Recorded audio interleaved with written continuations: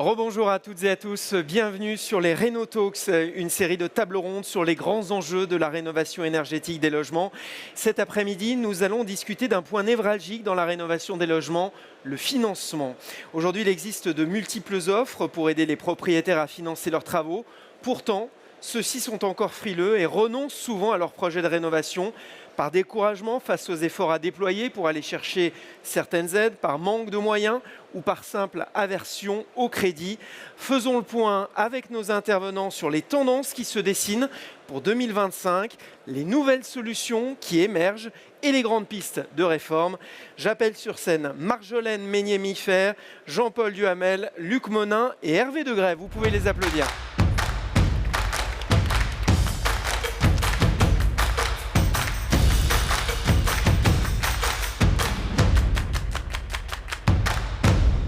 Bonjour à vous quatre. Marjolaine Meignet-Miffer, vous êtes présidente de l'Alliance HQE-GBC et vous avez été députée de 2017 à 2024. Vous avez été vice-présidente notamment de la Commission du développement durable et de l'aménagement du territoire et rapporteure de la mission d'information sur la rénovation énergétique des bâtiments. Jean-Paul Duhamel, vous êtes directeur général de Crédit Agricole Transition et Énergie. Et à ce titre, vous allez nous expliquer comment votre banque s'engage pour la rénovation énergétique. Luc Monin, vous êtes directeur général de Centre Val-de-Loire Énergie, une société d'économie mixte qui propose des solutions de tiers-financement aux habitants de la région Centre Val-de-Loire. Enfin, Hervé Degrève, vous êtes cofondateur de Vasco, une nouvelle solution qui propose aux propriétaires de financer leurs travaux de rénovation énergétique en échange d'un pourcentage de leur maison. Vous allez nous expliquer le fonctionnement et nous faire un premier retour d'expérience après un peu plus d'un an d'exploitation. En tout cas, quand on vous voit tous sur cette scène, on se dit que vraiment l'offre de financement est riche et complémentaire et vous allez nous le prouver au cours de cette heure d'échange ensemble. Je me tourne d'abord vers vous, Marjolaine Meignet-Miffer. Quel constat avez-vous fait d'abord sur la question du financement lors de la mission d'information sur la rénovation énergétique des bâtiments ? Merci pour votre invitation. Donc, sur ce rapport, en fait, c'était le deuxième sur lequel j'avais pu travailler à l'Assemblée nationale. Et donc, sur le deuxième, on travaillait avec Julie Laernos, qui est toujours députée. Les rapports, ce qu'on avait vu, déjà la première chose qu'il faut redire, c'est que 95% des bâtiments vont devoir faire l'objet de rénovation d'ici à 2050, puisque l'objectif c'est bien d'aller en A ou B en moyenne d'ici à 2050. Et je crois que c'est quelque chose qu'on ne dit pas assez. On a beaucoup en tête le fond de cuve, les passoires thermiques, le F et G, ça, on en parle beaucoup, mais on ne se rend pas compte que finalement ça va concerner pratiquement l'ensemble du parc bâti français qui va devoir faire l'objet d'investissements extrêmement importants.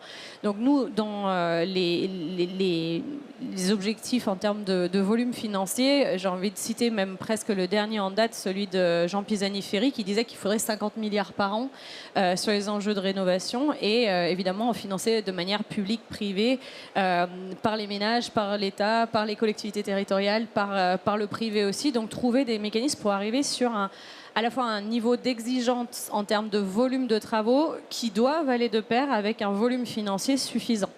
Les premiers constats, c'était qu'on était en dessous de la maille. On avait progressé quand même de manière significative au cours des dernières années, et notamment depuis 2017, une progression constante et importante, mais encore une marge très importante pour rattraper encore le niveau et monter en charge.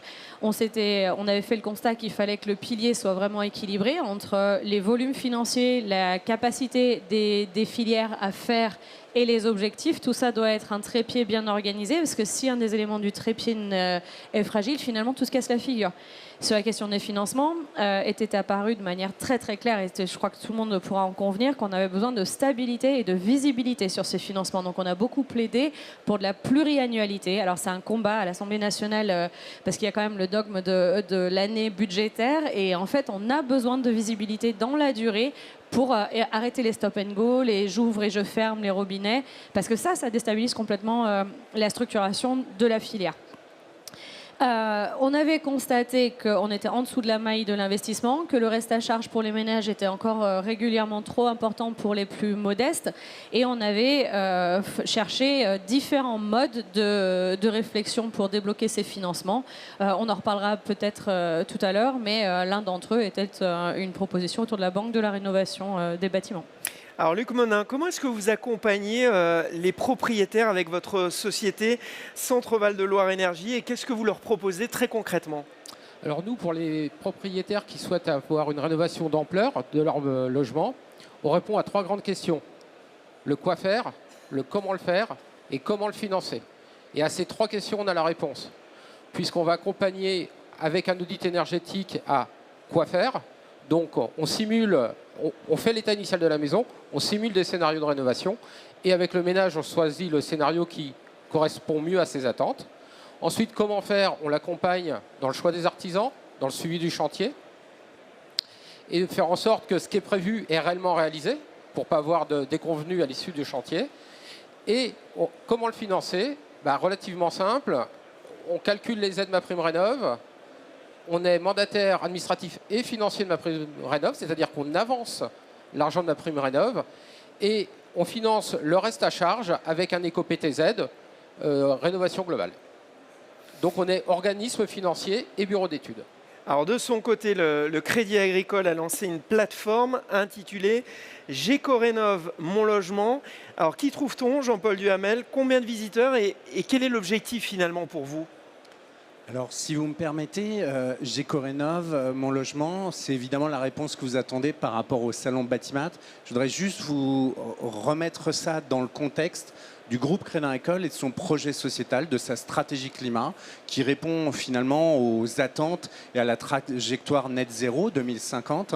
Dans cette stratégie climat, il y a la sortie des énergies fossiles, il y a le développement des énergies renouvelables et la promotion des solutions d'efficacité énergétique. Et donc, dans ce cadre-là, effectivement, pour la réponse au niveau de la rénovation des particuliers, on a mis en place une plateforme depuis un peu plus d'1 an qui s'appelle Gécorénov, qui va atteindre bientôt son 1 million de visiteurs uniques.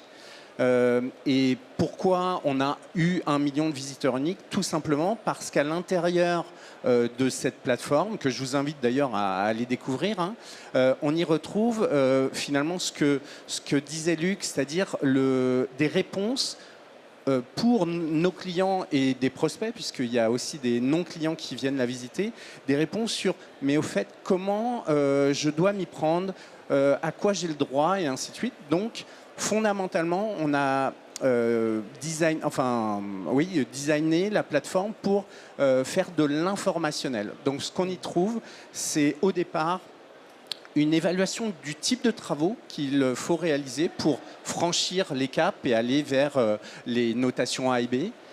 On y trouve un moyen d'évaluer les subventions auxquelles on va avoir droit. Et puis, on y trouve ensuite des solutions, donc accès à un annuaire d'artisans labellisés RGE. Et puis, petit à petit, on est en train de l'enrichir avec, par exemple, l'accès à un diagnostiqueur, l'accès à des solutions comme les thermostats connectés et demain, et très prochainement, des solutions d'autoconsommation ou des plateformes servicielles, un peu à l'instar de ce que Luc propose avec sa plateforme. Alors sur ce marché du financement, il y a les acteurs traditionnels et puis aussi il y a les nouveaux entrants. C'est le cas de Vasco qui propose une solution innovante. Financer donc les travaux contre l'achat décoté d'une portion de la propriété. Hervé de Grève, expliquez-nous comment ça marche, très concrètement là aussi. C'est assez simple. Le constat qu'on a fait, c'est qu'une majorité des propriétaires de passoires thermiques sont non solvables, donc ne pourront pas se rénover parce qu'ils n'ont pas d'argent et n'ont pas les capacités, les revenus nécessaires à se faire financer par une banque. Donc soit on décide qu'on les abandonne et qu'on se concentre sur les autres, soit on essaie de trouver des solutions. Et la solution que nous on propose, c'est effectivement de créer un nouveau financement qui est adossé à la pierre, qui est adossé à leur patrimoine principal. La résidence principale, c'est 50% du patrimoine des Français au global. Et si on zoome sur les propriétaires les plus modestes, c'est souvent 80-90%. Donc ils en profitent au quotidien, mais ils ne le mettent pas à profit. Et on a créé une solution qui permet que la maison, finalement, où l'appartement finance lui-même sa rénovation et qui consiste à faire quelque chose d'assez nouveau en France, mais qui existe depuis 20 ans aux États-Unis, qui consiste à vendre un bout de son bien pour donner vie à un projet. En l'occurrence, nous, on l'applique à 100% à la rénovation énergétique et on propose au client, donc, quel que soit son âge, ses revenus, son endettement, de financer sa rénovation et d'acheter un bout de son bien. Donc on regarde pas, on s'intéresse pas aux propriétaires ou aux propriétaires multiples du bien, mais au bien, à ses caractéristiques intrinsèques et surtout la capacité qu'ont ces travaux à créer de la valeur dans la durée.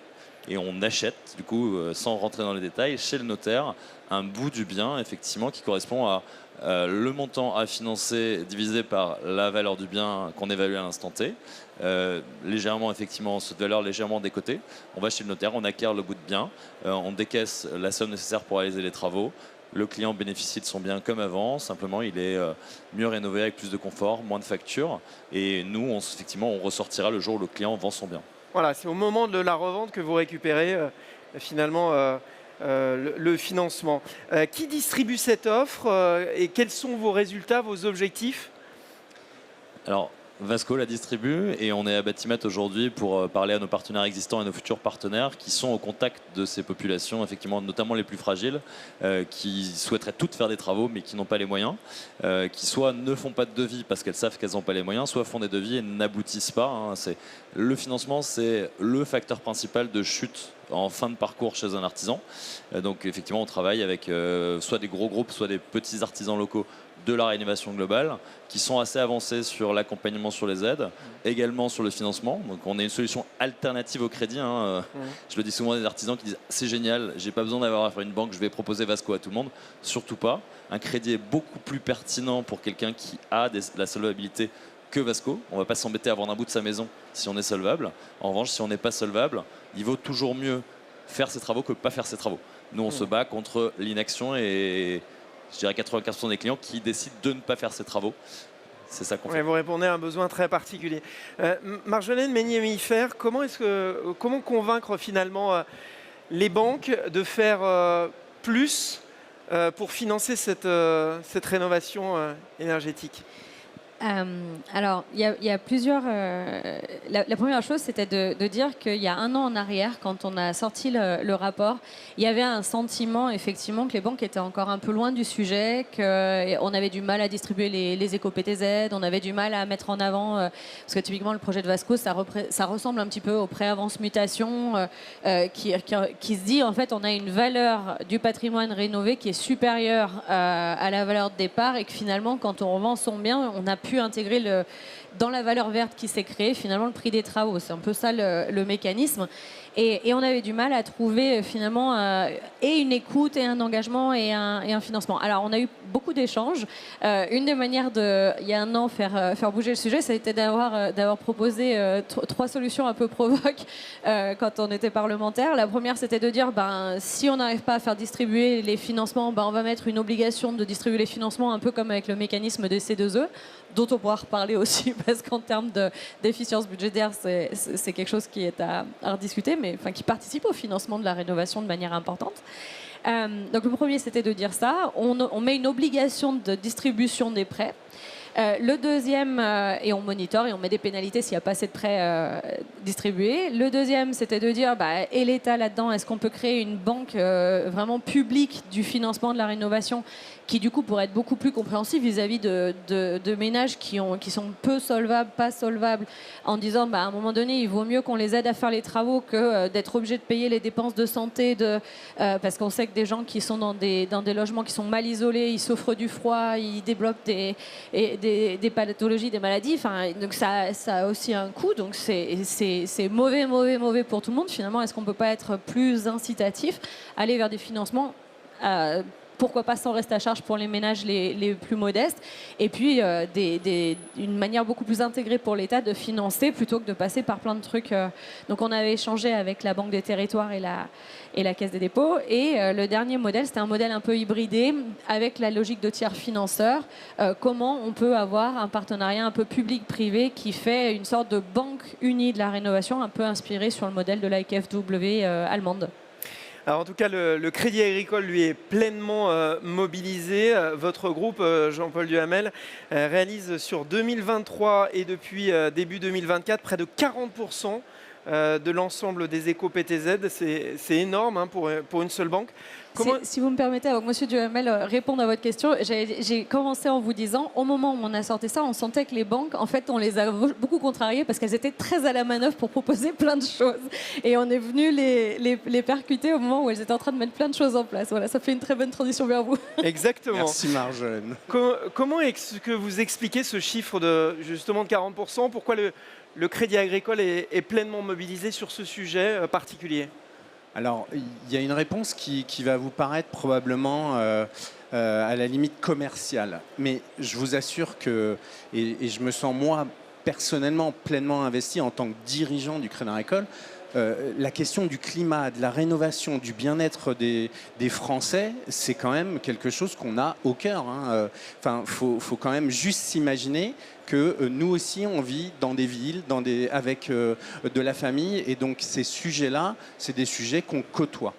Et forcément, quand on est une banque universelle comme le Crédit Agricole, quand je dis universel, c'est-à-dire qu'on a en clients les clients les plus modestes aux plus fortunés, être acteur de cette, on va dire, de cette obligation à agir, c'est fondamental pour nous. Et finalement, 40% d'éco-PTZ, ça traduit ça. Ça traduit aussi le fait que malgré la complexité, parce que je le disais, Gécorénov, c'est vraiment une plateforme informationnelle parce que quand même, il faut mesurer à quel point c'est pas si simple que ça, que de se lancer dans la rénovation, de savoir à quoi on a le droit et ainsi de suite. Et l'éco-PTZ en lui-même est aussi une forme de complexité, ce qui fait que certains de nos confrères sont peut-être moins actifs là-dessus, mais en même temps, entre les caisses régionales de Crédit Agricole et LCL, de toute façon, aujourd'hui, on finance déjà pratiquement 4 habitations sur 10. Donc, en tant qu'acteur leader sur le sujet, on ne pouvait pas être à côté du sujet de l'éco-PTZ. Donc, finalement, c'est vraiment cette réponse-là de responsabilité, d'obligation à transiter. Hein. Il est nécessaire qu'on fasse bouger les lignes sur ces sujets de rénovation, tout simplement. Enfin, tout simplement. C'est une formule, mais c'est vraiment, on est imprégné de cette... En tout cas. Tout naturellement, c'est plutôt le mot. Luc Monin, on évoquait tout à l'heure les deux volets, hein, à la fois technique et financier de votre offre. À qui s'adresse-t-elle et qu'est-ce qui finalement séduit les propriétaires de votre région? Alors notre offre s'adresse à tous les propriétaires de maisons individuelles et d'appartements en copropriété de la région Centre-Val de Loire. Et le principe qui sous-tend la création de la société, c'est le suivant. C'est de dire que les économies futures sur la facture énergétique vont rembourser le prêt qui était nécessaire à réaliser la rénovation énergétique d'ampleur. Et la bonne nouvelle, c'est que cette année, et grâce aux évolutions qu'il y a pu y avoir sur MaPrimeRénov', c'est que de 60 à 70% des projets s'autofinancent. Une fois qu'on a enlevé l'aide MaPrimeRénov' et qu'on a le gain sur la facture énergétique, ça rembourse largement le prêt que l'on a octroyé aux ménages pour financer le reste à charge. L'année dernière, ça ne marchait pas, en 2023, ou sur les ménages modestes et très modestes, mais après, dès qu'on était sur les ménages intermédiaires aisés, ça ne marchait pas. Maintenant, ça marche sur la plupart de nos projets. Donc c'est une chance, il faut rénover, il faut y aller tout de suite, parce que je ne sais pas combien de temps ça durera, cette générosité, en fait. On a vraiment une chance, il faut la saisir, et on est là pour ça. Ce dispositif, il existe dans d'autres régions? Oui, on le retrouve en Hauts-de-France, on le retrouve dans le Grand Est, et on le retrouve aussi sur la grande métropole de Bordeaux, même on va dire le département de la Gironde. Je me permets d'ajouter, puisque Luc fait référence au fait qu'il intervient aussi sur les éco-PTZ, l'ensemble des établissements bancaires, on est parti pour faire 1,5 milliard d'éco-PTZ en euros, 1,5 milliard d'euros d'éco-PTZ. Luc en distribue, nous en distribuons au Crédit Agricole, on l'a rappelé, 40%, donc on pense faire à peu près 600 millions d'euros d'éco-PTZ, donc c'est quand même des masses très importantes. Et c'est en ça qu'on est complémentaires, puisqu'il peut y avoir plusieurs canaux pour bénéficier de ce genre d'offres. Alors, Excuse-moi, j'ai une question. Est-ce qu'il y avait un objectif qui a été fixé de manière macro par le gouvernement sur le volume d'éco-PTZ versus ces 1,2 milliard? Non, j'ai pas souvenir d'un chiffre particulier sur le sujet. On était plus en volume global. Mais ce qui est intéressant, c'est qu'en fait, toutes ces manières de financement, elles sont en cours d'évolution constante. Typiquement, depuis le rapport qu'on avait pu proposer, il y a eu sur la copropriété, notamment dégradé, un nouveau mécanisme qui permettait d'avoir une logique de prêt et de financement sur l'ensemble de la copropriété et un modèle de opt-in, opt-out finalement pour les différents lots qui était plus facile à agréger pour les financeurs que d'aller chercher chacun des copropriétaires en fonction de ses objets. Donc typiquement, ça c'est de l'innovation encore qui a été permise depuis le rapport et je crois que ça a vraiment, on sent que ça a beaucoup bouillonné de propositions diverses et variées. Parlez-nous de cette banque de la rénovation énergétique qui était dans ce rapport, dans les propositions de ce rapport. À quoi elle ressemblerait et, en fait, c'est un modèle. Comment vous est venue cette idée? L'idée de départ, c'était l'inspiration, c'était la KfW allemande. On ne va pas se mentir, c'était ce modèle beaucoup plus intégré où on avait un financement spécifique finalement pour les enjeux de logement. Nous, on avait quelque chose qui était Crédit Immobilier de France à une autre époque qui a disparu progressivement, mais qui était spécialisé sur les enjeux immobilier logement. Et notre question, c'était de se dire, est-ce que finalement, on n'a pas eu tort de perdre cette spécificité du financement? Parce que quand on veut arriver dans un financement un peu précis, on se rendait compte, comment dire, c'est un savoir-faire finalement, une connaissance du bâti, une évaluation à la fois des enjeux de combien il faut investir pour avoir le sujet, de la mécanisme de montage du dossier, et de prendre en compte le cas échéant, quand on veut aller vraiment dans la dimension fine du financement des ménages, la question, ça va être quoi le retour performantiel énergétique et donc l'allègement de la facture pour les ménages, est-ce que ça peut se réintégrer en capacité de financement? Donc ça, c'est des choses qui sont assez fines et qui sont plus difficiles à faire quand on est finalement un banquier généraliste. Je pense que vous avez dû redévelopper des compétences très fines et très spécifiques de vos agents sur ces enjeux. Et donc finalement, la Banque de la Réno, c'était ça. Et ça marche en Allemagne? Alors, elle marche en Allemagne, évidemment. Elle distribue, et oui, et elle intègre en fait finalement toute cette complexité que les gens déplorent en disant on a des aides à aller chercher, on a des professionnels à aller agréger et des avances de frais parce qu'on est remboursé après, il y a des délais, etc. Mais en fait, elle intègre tout ça, cette banque spécifique. Donc, c'est elle la proposition, mais en même temps, on sait qu'on ne peut pas faire du copier-coller de l'allemand au français, ça ne marcherait pas. On voit aussi des Italiens qui sont allés sur d'autres modèles d'innovation. Eux, à un moment donné, ils finançaient à 110% les travaux. C'était du coup une autre manière d'intégrer les sujets. Mais ce qui est vraiment extrêmement intéressant, c'est que les solutions sont vraiment à l'œuvre en ce moment. Et puis, on a un cadre international qui facilite énormément les financements, par exemple avec le fait qu'on travaille à l'international. Donc on a parlé de la valeur verte, ça c'est un premier levier de financement, c'est cette valeur qui augmente, elle est de plus en plus prise en compte. Et à l'international, aujourd'hui, les banques internationales doivent faire la démonstration qu'elles flèchent une partie de leur budget vers la transition environnementale. Et ça, c'est un très très bon moyen pour capter des financements, faciliter, engager tout le monde à financer la transition environnementale. Donc le cadre est extrêmement favorable dans la période. Une réaction, Jean-Paul? Juste une double réaction du coup, puisqu'il y a effectivement, au-delà du fait de croire fondamentalement à la nécessité d'agir, on a de toute façon les réglementations, les engagements qu'on a pu prendre d'ailleurs avec les confrères, les autres banquiers, sur la Net Zero Banking Alliance. Donc on s'engage sur des trajectoires. Puis je voulais rebondir aussi sur les propos de Marjolaine, parce que je pense qu'on vit la même chose avec Luc, puisqu'il fait des formations, il ne vous l'a pas dit, mais il forme aussi des conseillers bancaires. En fait, nous, quand on a fait Gécorénov, il y avait vraiment comment on aide le Kidam à se repérer dans tout ça, mais basiquement, comment on appuie nos conseillers qui font de l'habitat tous les jours à se débattre dans ces logiques de mais c'est quoi la rénovation globale, c'est quoi le monogeste, quelles sont les subventions, en fonction de quels revenus, l'éco-PTZ c'est ouvert à tout le monde, pas les subventions, enfin voilà, il y avait beaucoup. Donc là où je vous rejoins complètement Marjolaine, c'est que il faut s'approprier parce que les caisses régionales, les conseillers qui font de l'habitat sur toute la France, on doit approcher les 15 à 20 000 conseillers. Hein. Donc il y a un vrai sujet de formation et d'acquisition de compétences.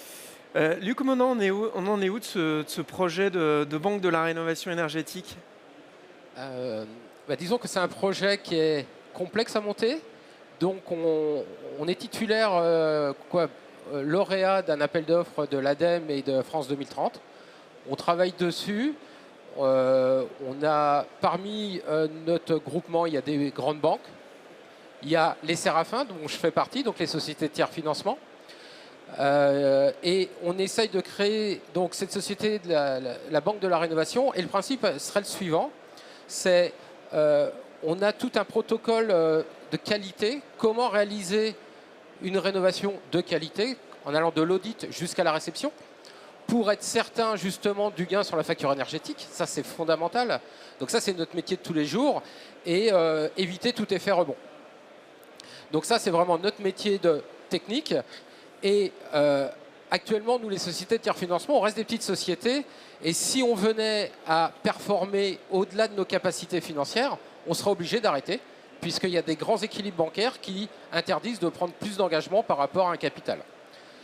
Et donc, je dirais que comme actuellement, on est plutôt en réussite, il faut qu'on trouve une solution alternative à ce qu'on fait actuellement. Et la Banque de la Rénovation en serait une. Ça serait une sorte de place centrale, une place de marché, qui pourrait instruire des dossiers de rénovation et les financer pour des dossiers qui seraient bien des dossiers de rénovation globale, réalisés selon notre plan de référence qualité, et qui garantirait aux financeurs qu'ils rénovent bien une rénovation performante qui apportera de satisfaction aux ménages et aussi au climat, et donc qui répond au net zéro et à tous les engagements des banques. Et là, on est en cours, on travaille, on avance très vite, on avance plus vite que ce qu'on pensait. Maintenant, il faut encore attendre peut-être quelques mois. Alors, derrière ces dossiers, il y a des ménages aisés et puis des ménages modestes. Comment est-ce qu'on s'adresse d'abord aux ménages modestes? Comment les aider à financer leurs travaux? Qui veut commencer à répondre? C'est l'ADN du projet, effectivement, et 2/3 de nos clients aujourd'hui sont des ménages qui sont modestes ou très modestes au sens de l'ANA, qui n'ont pas accès au crédit. Alors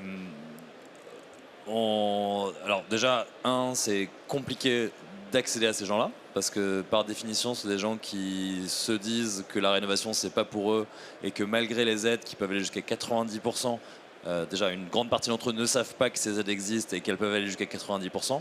Ensuite, une partie d'entre eux se disent que malgré tout, c'est pas pour eux et que les 10% qui restent, 10% de 50 000 euros, ça reste 5 000 euros.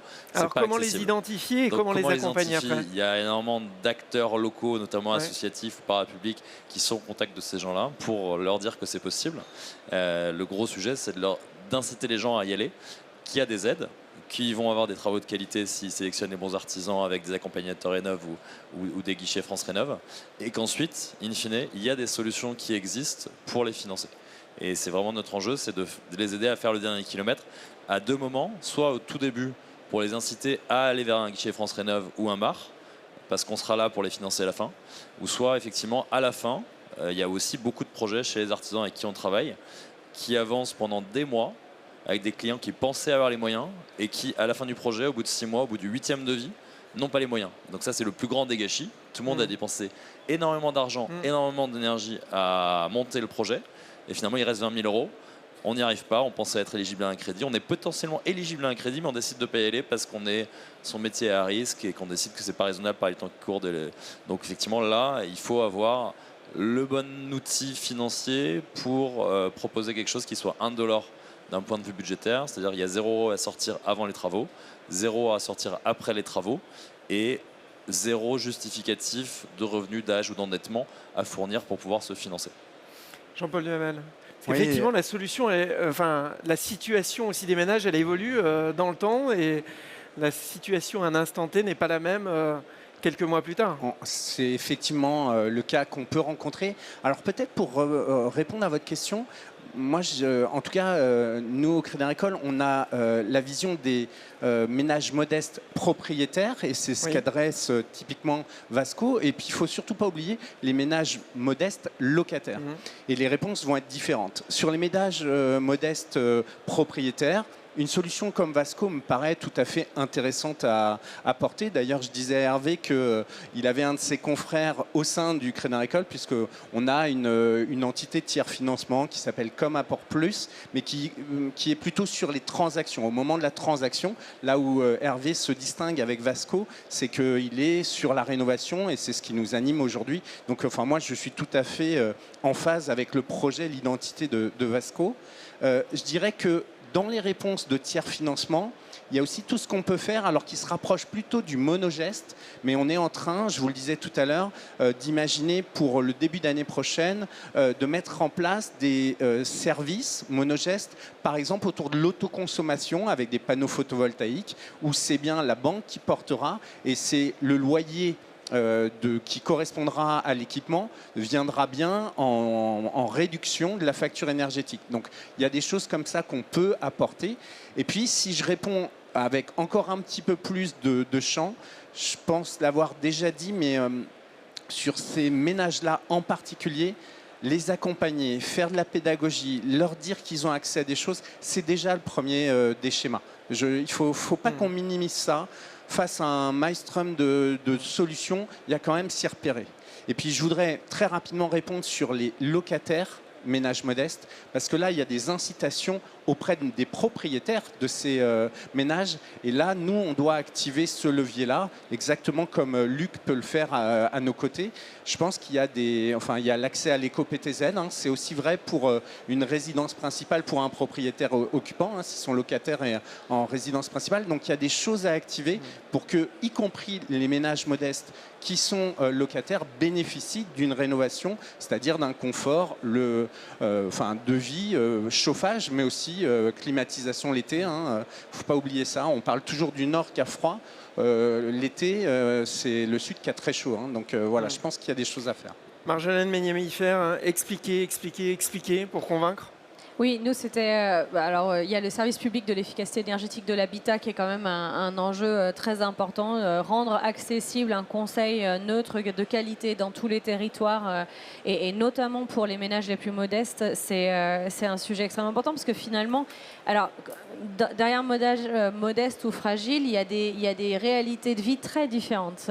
Comme l'a dit Jean-Paul, c'est vraiment très important de le souligner. Vous avez des ménages qui sont fragiles liés à l'âge, par exemple, d'être obligé de prendre une décision sur d'engagement financier, etc., avec une inquiétude très importante et des pressions de démarche commerciale, des fois réellement frauduleuses.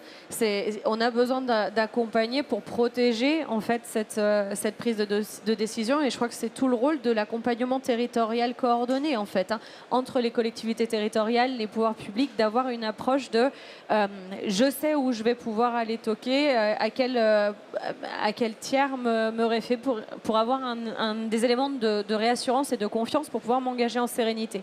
Ensuite, il y a la dimension financière. Ça a été beaucoup dit. On disait ah oui, mais les ménages qui n'arrivent pas à se financer, c'est quand même c'est pas normal. Que font les banques?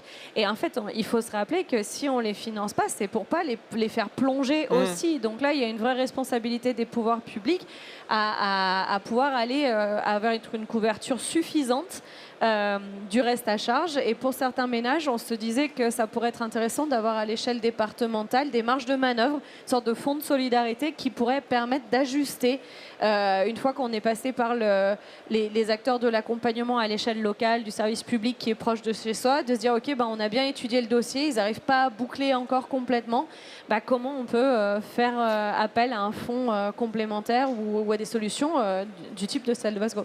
Et je rajouterais aussi un angle mort dont on parle jamais dans ce type de salon notamment, c'est très peu. C'est la quantité de Français qui veulent avancer sur des chantiers hors du circuit accompagné. avec des artisans qui connaissent, locaux, qui ne sont pas RGE. Ça, aujourd'hui, c'est nous 30% des gens qui nous contactent. Je ne veux pas entendre parler des aides, des artisans RGE, c'est tous des voleurs, on me l'a dit à la télé. Donc il faut aller contre ça, parce qu'évidemment, ce n'est pas le cas. Et ça reste, voilà, il y a des très bons artisans RGE, des très mauvais artisans RGE, malheureusement. Et il y a des très bons artisans non RGE également. Donc, et ça, aujourd'hui, nous, on est capable de les financer aussi. C'est plus compliqué dans le cadre de l'éco-PTZ, parce qu'il y a effectivement, le RGE est incompatible avec, est obligatoire. Et le troisième, qui est encore petit, mais qui en fait est très gros, mais très diffus, c'est l'autorénovation. On finance aujourd'hui également, nous, des autorénovations. On prend plus de risques, donc on met plus de garde-fous. Mais il y a eu des études hyper intéressantes de l'ADEME qui ont été faites sur à la fois le coût de l'autorénovation versus une rénovation par un professionnel, sur les matériaux et sur la main-d'œuvre, versus la qualité de la rénovation à la sortie, qui est quasiment identique. Pas mal de pays où l'autorénovation est accompagnée, si l'autorénovation est bien faite, parce que tout seul, effectivement, on n'y arrive pas, ça demande quand même pas mal d'expertise. Mais si on distribue les lots de travaux entre les lots de travaux compliqués qui sont faits par des professionnels qualifiés et les lots de travaux très simples, type isolation, qui peuvent être faits en répliquant un modèle de plaque qu'on refait 20 fois sur sa façade, il y a des choses qui sont très efficaces et qui sont jusqu'à 2 fois moins coûteuses pour le même niveau de qualité. Ça, on y croit beaucoup, on l'expérimente, on en a financé 3 ou 4 jusque-là. On aimerait que ce soit beaucoup plus accompagné, on aimerait que l'ADEME avance également sur ce sujet pour réussir à créer un programme. C'est le cas à l'échelle très très locale de rénovation accompagnée avec des aides et dans lequel potentiellement les banques pourraient prendre leur charge. En tout cas, nous, on est très disposés à le financer. Luc Monin, une réaction sur les propos d'Hervé de Grève et puis plus globalement aussi sur l'accompagnement des ménages les plus modestes? Alors, pour l'accompagnement des ménages les plus modestes, je partage l'avis de tout le monde. C'est quand vous êtes des fois dans des situations difficiles, votre priorité, ce n'est pas de rénover la maison. Vous avez au quotidien des choses plus importantes qui vous sollicitent. Et donc, vous ne pensez pas à rénover votre maison. Et donc, ces gens-là sont moins moteurs, non pas parce qu'ils ne veulent pas, c'est qu'ils ont des contraintes au quotidien qui les empêchent à se projeter, en fait. Quand on ne peut pas finir la semaine, on a du mal à se projeter sur une rénovation d'importance. Par contre, comme on l'a dit, ces ménages ont accès, pour les très modestes, à des primes à hauteur de 90%. Et au 1er janvier, on pourra en plus rajouter les primes locales dessus. Donc, il se peut qu'on ait des projets financés à 100%. Par contre, le risque, c'est que l'aide ne soit pas versée en totalité pour une raison X ou Y. Et là, c'est une catastrophe. Parce que c'est des gens qui n'ont pas d'argent, alors qu'ils ont pris un engagement auprès des entreprises. Et ce qui est très important, c'est vraiment de sécuriser ce parcours et le fait que la prime sera bien versée en totalité. Et ça, c'est vraiment notre rôle. Nous, on porte une mission de service public à ce niveau-là. C'est vraiment de donner confiance pour que les gens s'engagent. Parce qu'un projet à 50 000, on va dire, si vous êtes financé à 100%, c'est bien. Mais si d'un seul coup, vous perdez 10% de financement parce que l'aide locale était soumise à quelque chose particulier et que l'artisan n'a pas mis le bon matériau, notamment, vous perdez 10%, c'est 5 000 euros. Ces gens-là n'ont pas 5 000 euros. Qu'est-ce qu'on fait? On vend la maison? On fait quoi? Et ça, c'est notre rôle vraiment de protéger le parcours et de l'accompagner au mieux pour sécuriser. Alors, on a parlé des ménages les plus modestes. Et pour les autres, comment, là encore, les accompagner, les toucher, les convaincre de passer à l'acte? J'ai envie de dire que le premier sujet vis-à-vis des autres ménages, c'est de mesurer déjà l'impact positif de ces travaux sur leur qualité de vie et finalement sur le résultat.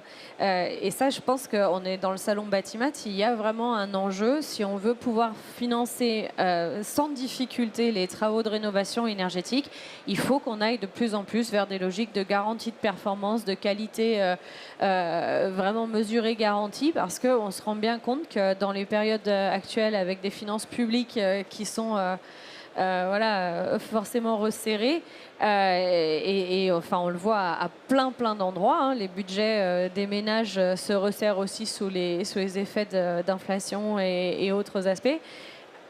On doit avoir le résultat pour lequel on a signé et pour lequel on s'est engagé. C'est vraiment important. Et pour ça, on doit pouvoir créer des éléments et des cadres de réassurance dans tout ça. Un très bon artisan qui n'est pas RGE, c'est un dommage, il faut qu'il le devienne. Et de la même façon, l'auto-réhabilitation, c'est un levier, mais ça ne peut pas se faire sans encadrement et sans accompagnement parce que on a besoin d'être sûr de ce qu'on va avoir. Et je pense que ça, c'est vraiment un message très, très, très important à faire. Et de plus en plus, la performance va être mesurée. J'évoquais le sujet des C2E tout à l'heure. C'est des milliards qui sont investis chaque année par ce biais-là sur la rénovation énergétique. On ne peut pas se satisfaire d'une performance telle qu'elle est aujourd'hui de ce dispositif qui, par ailleurs, est un levier massif de financement de la rénovation. Donc, il ne faut pas qu'on s'en passe, mais il va falloir vraiment qu'on puisse avoir des outils et des leviers de réforme pour qu'il aille vers d'autant plus de performance dans le temps. Parce que chaque euro investi doit toucher cible juste. Je rebondis sur les ménages effectivement intermédiaires ou supérieurs qui viennent aussi nous voir pour d'autres raisons. Alors ça peut être parce qu'ils sont trop endettés et qu'il y a des critères bancaires qui font que même s'ils ont des moyens, ils peuvent plus emprunter de l'argent. La banque les refuse. Donc ça, c'est peut-être des choses à ouvrir en termes de financement parce qu'il y a des critères bancaires qui font des ménages qui ont un reste à vivre très important qui ne peuvent pas se financer. Et l'autre sujet de ces ménages, c'est beaucoup la valorisation du patrimoine. Donc, on a beaucoup parlé de valeur verte, mais c'est quelque chose de très immatériel pour beaucoup de gens. Aujourd'hui, on parle même plutôt, nous, en interne, de décote verte, parce qu'en fait, on ne fait plus des travaux pour gagner de la valeur, on fait des travaux pour ne plus en perdre, notamment quand on est dans une logique de réflexion patrimoniale. Et les chiffres des notaires de 2022, de 2021, de 2020, de 2018 sont éloquents. Si on les compile tous, alors si on regarde la carte, ça paraît très compliqué et très hétérogène d'une région à l'autre, mais si on les compile et qu'on fait une moyenne pour simplifier les choses, une étiquette énergétique en France, c'est en 2022, pas en 2024, 6% de valeur sur un bien. Et c'était 5% l'année d'avant, c'était 4% l'année d'avant, et c'était 3% l'année d'avant. En 3 ans, on a multiplié par 2 la valeur verte d'une étiquette énergétique. Alors, il y a débat sur qu'est-ce que c'est une étiquette énergétique, est-ce que ça va s'améliorer, le DPE, Michel en a encore parlé hier. Le sujet, c'est les clients n'ont pas conscience de cette valeur verte encore aujourd'hui. Ils vont en prendre de plus en plus conscience. Elle sera beaucoup plus importante dans les années à venir qu'elle l'est aujourd'hui, à mesure que l'énergie se renchérit, à mesure que la réglementation se durcit. Et ça, c'est un vrai levier de conviction pour les ménages qui est presque, pour certains, plus fort que le confort et plus fort que les communes d'énergie. Jean-Paul Duhamel, vous partagez ce constat? Oui, je partage pleinement ce constat. Je reviendrai sur certains propos, sur le côté preuve. Je pense que c'est... Enfin, il faut que pour les ménages, non seulement en effet la partie pédagogie, mais aussi apporter la preuve du confort, de l'économique et de l'impact environnemental, même si c'est probablement pas ça qui est le premier levier pour faire agir. Par contre, le retour économique en est un à coup sûr. Donc, mais je voudrais pas que mes propos précédents aient été mal interprétés. La pédagogie, on en a besoin pour tous les ménages. Pour les ménages modestes, c'est ce à quoi ils ont droit. Et Luc rappelait que jusqu'à 90%, et même probablement après le 1er janvier, au-delà des 90%, c'est quand même des choses qui ne sont pas toujours connues. L'autre propos, c'est ce que disait Hervé.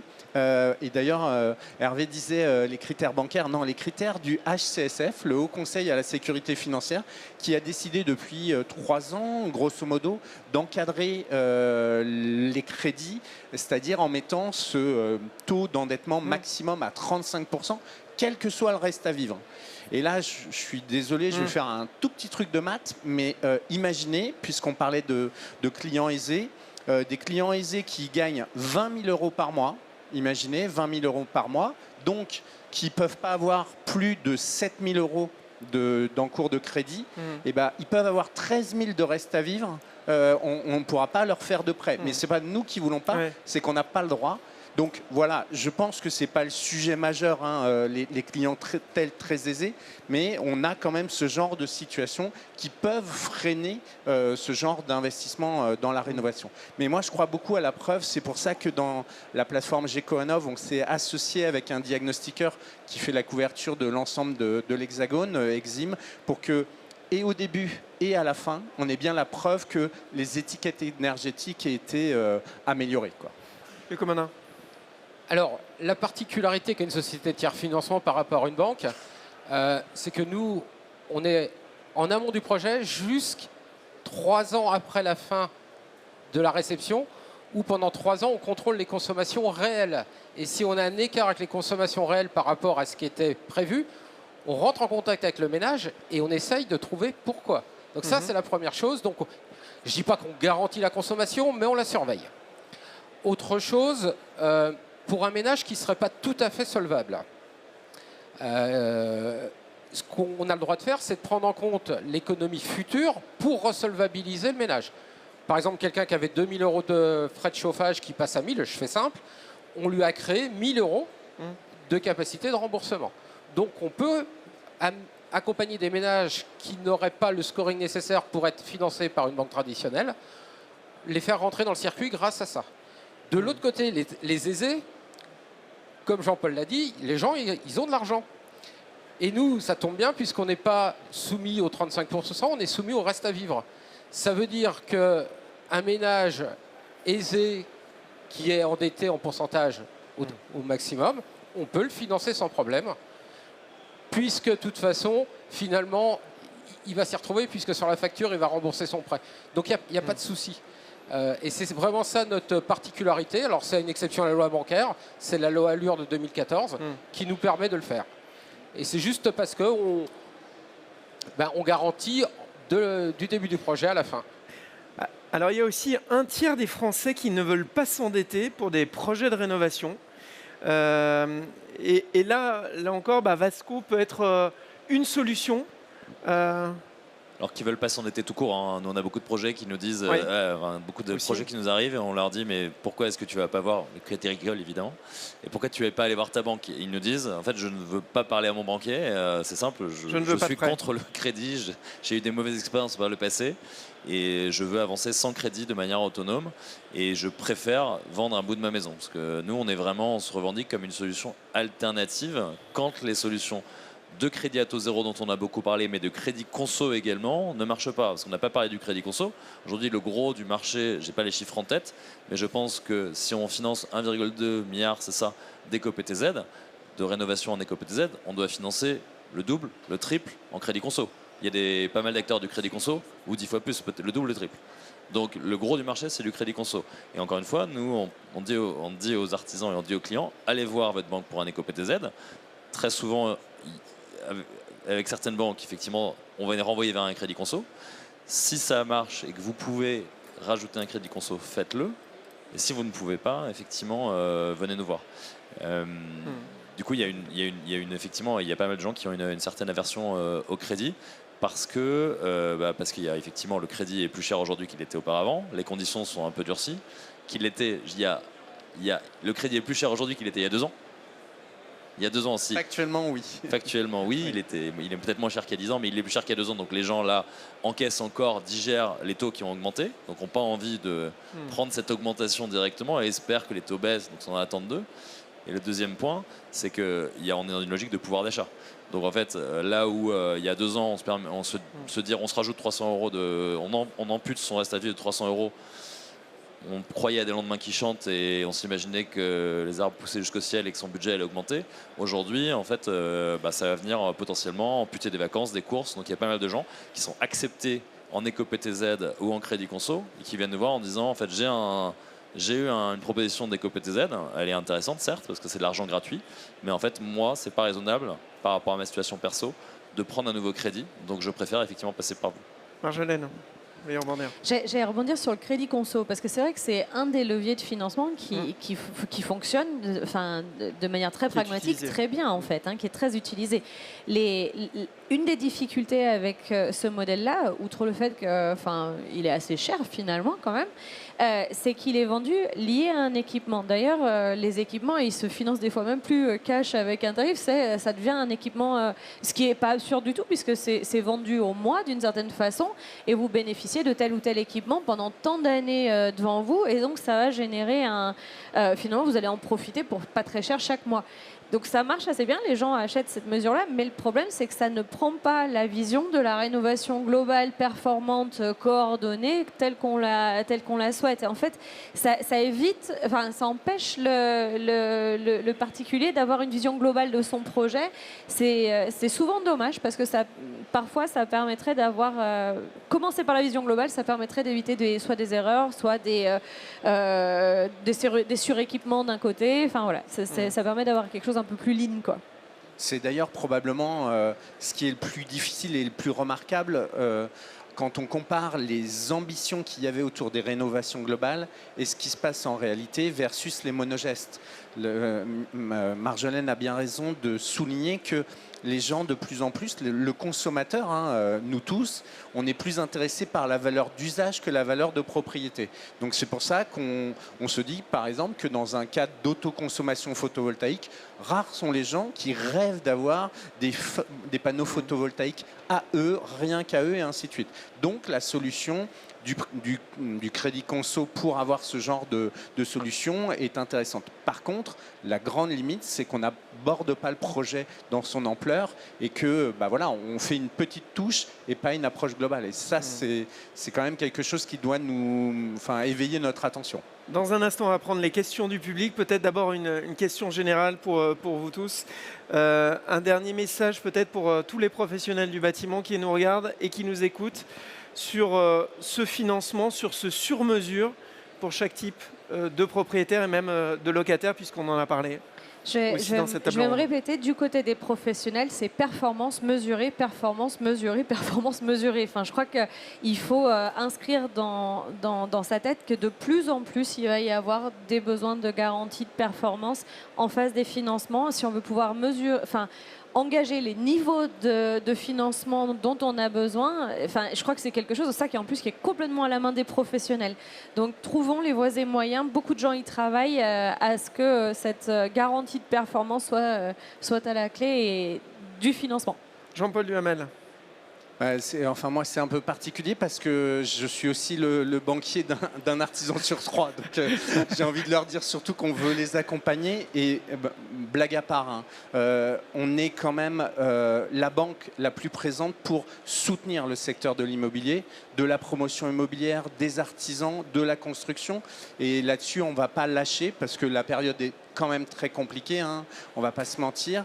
Donc moi, je peux être que sur on est là pour vous soutenir et on est là pour inventer des solutions avec vous, pour faire en sorte qu'ils puissent s'exprimer concrètement et qu'en tant qu'entrepreneurs, ils vivent de leur travail, de tout ce qu'ils font comme effort. Après, vous l'avez compris, je suis quand même très en ligne avec Marjolaine sur le fait qu'on fait ça pour qu'au bout, la terre se porte mieux, si j'ose cette expression un peu grandiloquente. Luc Monin. Je dirais pour les professionnels, l'intérêt d'un projet que l'on va piloter, c'est que ce projet il est conçu, il est financé, il va déboucher, et quand vous allez faire un devis, ce n'est pas un devis pour rien, c'est un devis réel, et si le devis il est correctement réalisé, le ménage vous passera la commande et nous on financera le projet.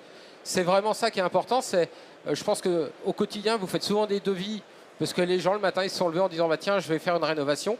C'est pas construit, c'est pas méthodique et vous souvent vous passez beaucoup de temps à faire des devis en l'air qui servent à rien. Avec nous les devis sont tout à fait sur un projet global. On gère la coactivité, on gère tout ça. Donc, normalement, pour vous, c'est des chantiers qui se passent bien, qui sont réceptionnés, où on est le garant entre le ménage et vous-même. On sait faire la part des choses, parce que des fois, il y a des réceptions qui se passent mal, mais c'est la faute du ménage. Ce n'est pas toujours la faute de l'artisan. Donc, on sait faire tout ça. Le parfait achèvement, on sait le gérer avec vous. Bon, voilà, c'est des choses, c'est notre métier.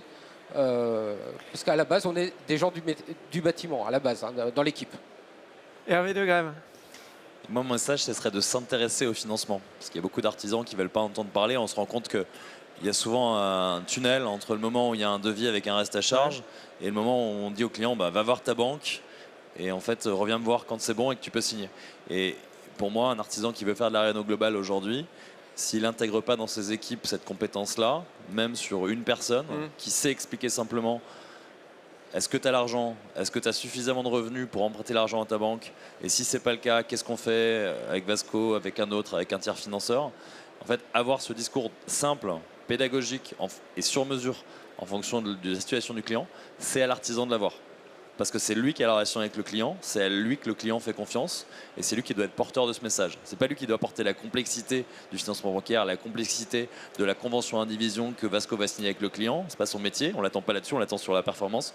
Mais en revanche, s'il n'embrasse pas un minimum de cette complexité pour comprendre le client veut pas, lui, enfin, il y a beaucoup de clients qui veulent pas entendre parler de ça et qui n'ont pas cette expertise, et c'est à lui de l'avoir.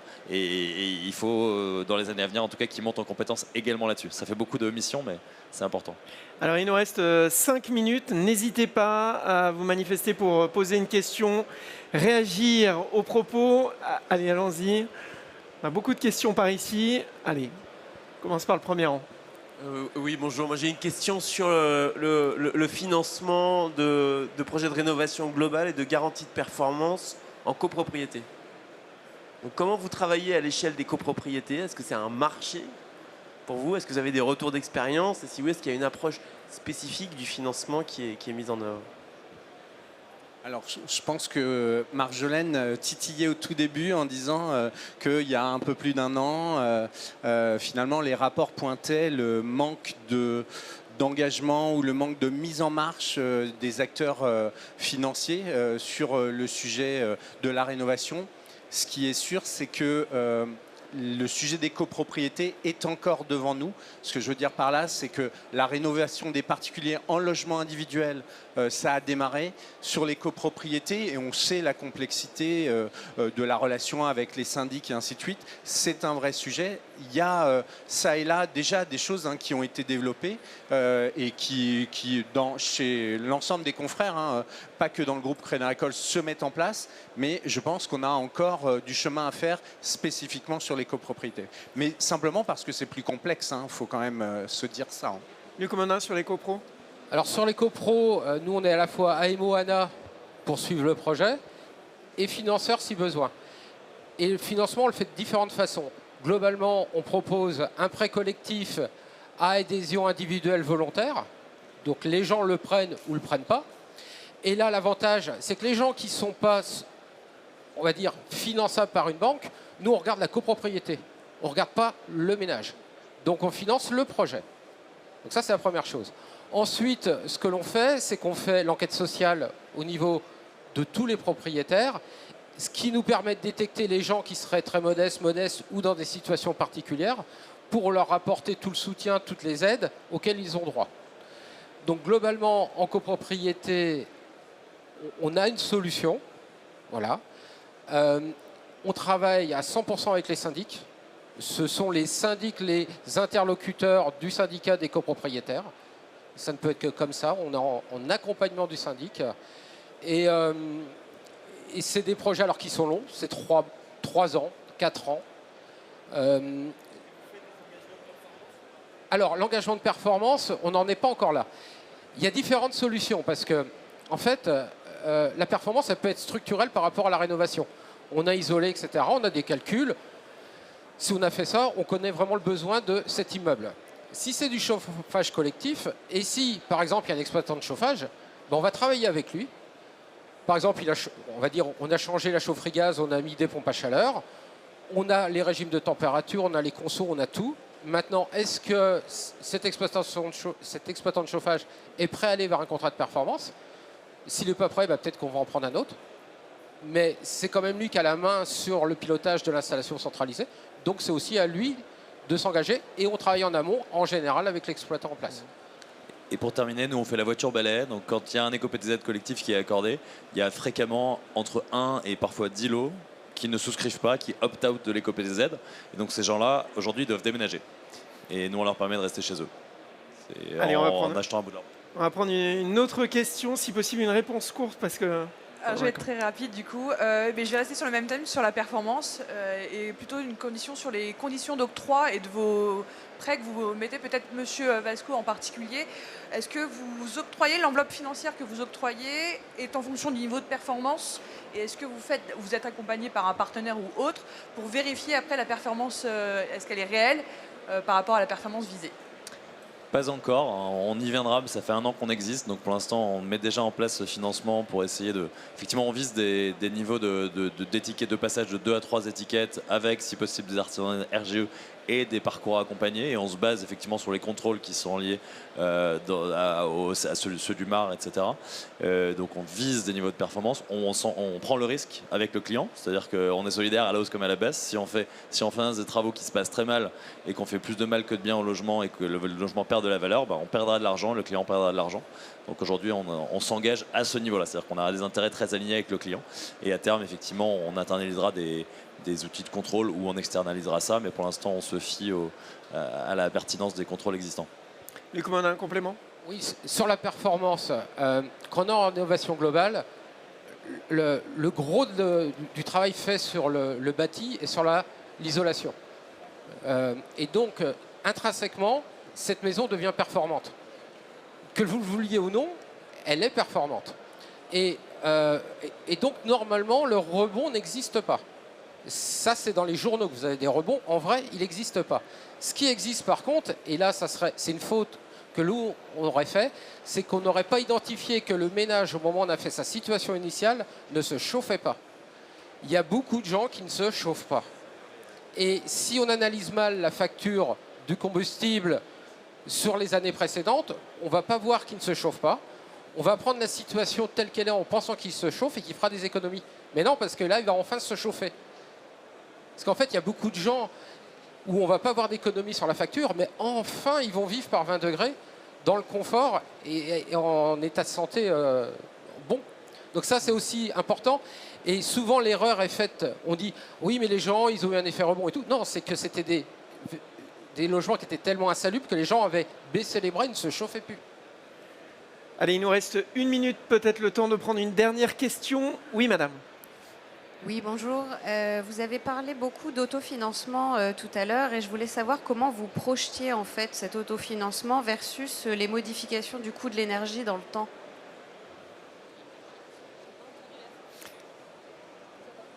Par rapport à Je suis l'évolution du désolée, coût on de n'a pas entendu, l'énergie. je crois, la fin Par de la rapport à question. l'évolution du coût de l'énergie. Du coût de l'énergie. Ouais. L'équilibrage entre une mensualité et le C'est coût ça. de l'énergie. En fait, on se dit, avec ce projet-là, par exemple, vous allez économiser 50 € par mois sur votre facture.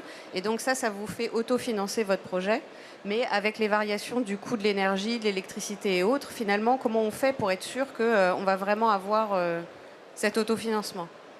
Alors là, vous avez raison, mais quand on diminue de 75 à 80% la facture énergétique, vous voulez diminuer la variation de 80%. On est d'accord. Donc l'impact est beaucoup plus faible. Et alors, je ne vais pas rentrer dans la thermique d'un bâtiment, mais un bâtiment isolé, comme on le fait nous, on arrive à maintenir une température relativement stable au sein du bâtiment, ce qui nous permet, pour garder le confort, de baisser la température. Quand vous avez une température qui évolue comme ça, pour avoir du confort, il faut peut-être être à 22 ou à 23. Quand vous avez bien fait votre travail, que c'est très stable, vous pouvez descendre à 19,5 ou 19 avec le même confort qu'à 23. Donc, en plus de ça, on gagne encore plus. Donc, voilà. Mais ça, c'est à nous d'éduquer, parce qu'on a aussi cette mission de prise en main de l'installation à la fin des travaux, pour leur dire, voilà comment ça va se passer, voilà comment gérer. Mais c'est vrai, vous avez raison. Si c'est doublé, c'est doublé. Mais là, malheureusement, et c'est d'autant plus important de faire la rénovation tout de suite, hein, parce que là, on nous annonce des choses qui ne sont pas belles. J'entends parler des C2E qui vont être quadruplés en prix, hein, qui vont avoir des impacts sur la facture des gens. J'ai vu des choses, je ne sais pas si c'est vrai, mais Ouais, et je pense que là-dessus, c'est à modérer quand même cette grande inquiétude. Par contre, ce qui est sûr, c'est que sur le dispositif des C2E, en fait, ce qui était beaucoup signalé, c'était le niveau de performance à euro investi, résultat mesuré. Et parce que les C2E, vous le savez, hein, c'est pas du kilowattheure mesuré, c'est du cumulé, c'est les CUMAC, comme on dit. Et donc, du coup, ça change les éléments. Puis, il y a beaucoup de programmes aussi qui sont financés. Donc, dans le dispositif des C2E, une des alertes, c'est de dire oui, ça fait partie de la facture des ménages, la valeur des C2E. Et donc, oui, il faut, puisque ça a intégré à la valeur de l'énergie, que la performance soit bien plus importante que ce qu'elle est aujourd'hui. Mais ça va avec la mesure réelle, mesurée des résultats. Donc je pense que typiquement des programmes de ce type-là seraient à développer. Et je pense que beaucoup de gens y réfléchissent. De dire, c'est un des éléments en Allemagne de dire, par exemple, on vous finance en fonction des résultats que vous avez atteints. Donc ça, c'est des choses, je crois qu'en France, il y a une vraie envie d'aller vers ça. Merci à vous quatre Merci à vous. pour vos Merci. précisions et puis aussi pour vos offres. On peut vous applaudir. On se retrouve ici même demain à 11h pour un Bati Talk sur les femmes et les hommes du bâtiment. Comment vivent-ils les transitions en cours? Comment se forment-ils? Comment se projettent-ils dans les nouveaux métiers qui commencent à émerger? On fera le point demain ici même. Excellente fin d'après-midi à tous.